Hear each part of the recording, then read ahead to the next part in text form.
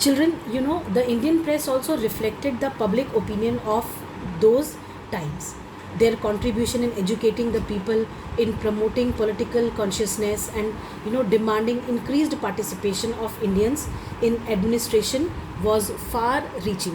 When we will be reading about the freedom struggle during that time, when freedom struggle was initiated by many of the leaders in India, you'll be reading that how these written these newspapers, these pamphlets, how these have helped people to spread their ideas and opinions.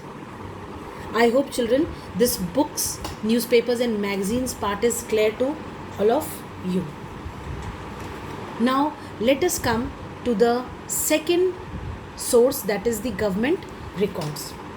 Children, these government records are also known as the administration produced records.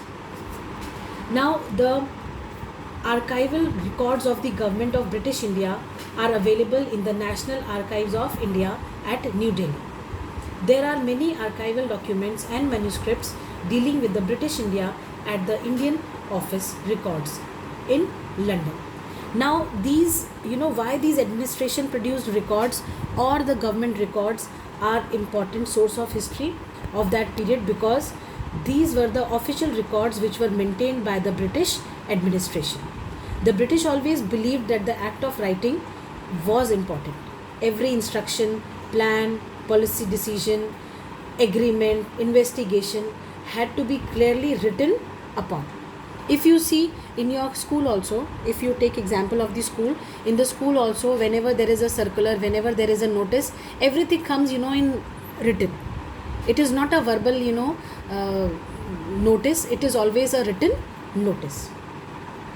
The British also felt that the important documents and letters, they are to be kept, they are to be preserved carefully, so that because of this, these British, they had huge record rooms which were attached to all the administrative institution. Like if you see in your school also, we have a record room where all the past records are kept. So I hope this government records second source of modern history is clear to all of you.